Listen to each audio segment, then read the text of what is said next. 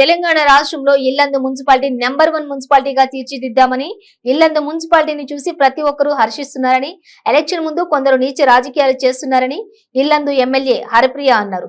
ఎమ్మెల్యేగా ఉన్నప్పుడు గాని, చైర్మన్ గా ఉన్నప్పుడు గాని నియోజకవర్గంలో తిరగని వ్యక్తి, కరోనా సమయంలో ప్రజల దగ్గరికి వెళ్లని వ్యక్తి రాజకీయాలు చేస్తున్నారన్నారు.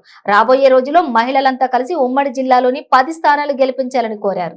ఒకే తాటి మీద నడుస్తున్నాము, ప్రతి ఒక్కరం కూడా కేసీఆర్ గారి కోసం పనిచేస్తున్నాము అనేసి ఇన్ని రోజులు కలుపుకుపోదాము అన్న వేలోనే ప్రతి ఒక్కరం నడిచినప్పటికీ కూడాను స్వార్థం ఉన్న మనిషిని, ఏదో అంటారు కదా కుక్కతో ఒక వంకర అన్నట్టుగా, స్వార్థం ఉన్నటువంటి మనిషిని ఏ రోజు ఎవరు కూడా బాగు చేయలేరనేటటువంటి విషయం ఈ రోజు తేట తెల్లమైంది. కాబట్టి మరి స్వార్థ పరులు ఎప్పుడు కూడాను మనల్ని నిలబెట్టినటువంటి నాయకుడి కోసం పనిచేయలేరనేసి తెలిసి మరి అలా వెళ్ళిపోతున్నటువంటి నాయకులు ఎవరైతే ఉన్నారో, మరి పార్టీని వీడిపోతున్నటువంటి నాయకులు ఎవరైతే ఉన్నారో, మరి ఈ రోజు కమ్మగానే ఉంటుంది, మాటలు కమ్మగా అనిపిస్తాయి. ఎందుకంటే నా వెనక ఇంతమంది ప్రజలు ఉన్నారు, నా వెనక ఇంతమంది ప్రజా ప్రతినిధులు ఉన్నారు అనేసి చూపించుకోవడానికి మాట్లాడేటటువంటి మాటలు చాలా తేనె మాటల్లాగా చాలా కమ్మగా అనిపిస్తాయి. కానీ ఒక్కసారి అడుగు బయట పెట్టి నడిచిన తర్వాత తెలుస్తుంది ఆ మాటల వెనకాల వారి స్వార్థం ఉంటది, ఆ మాటల వెనకాల ఎంతటి విషపూరితమైనటువంటి నడకలు ఉంటాయి అనేసి.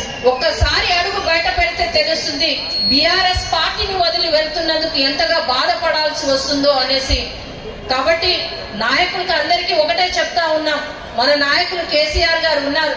ఈ రోజు ప్రతి ఒక్క గ్రామ పంచాయతీకి 30 నుంచి 40 లక్షల రూపాయల అభివృద్ధి జరిగింది. ప్రతి ఒక్క గ్రామ పంచాయతీకి వారు ఇచ్చినటువంటి అభివృద్ధి కార్యక్రమాలే కాకుండా మరలా స్వయంగా ముఖ్యమంత్రి గారు వచ్చి 10 లక్షల రూపాయలు కేటాయించడం జరిగింది. మున్సిపాలిటీకి 25 కోట్ల రూపాయలను ఇవ్వడం జరిగింది.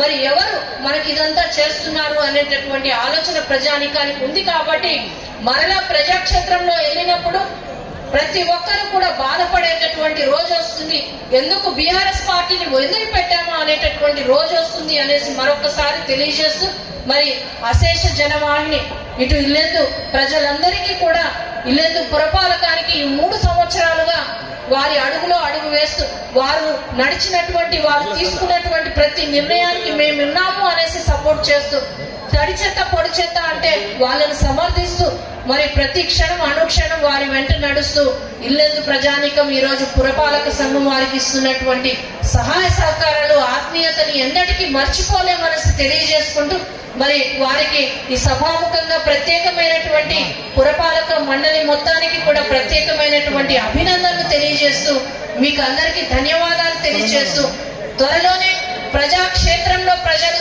తగిన గుణపాఠం చెప్పేటటువంటి రోజు వస్తుంది, బాధపడే రోజు వస్తుంది అనేసి ఈ సభాముఖంగా తెలియజేసుకుంటూ, జై కేసీఆర్.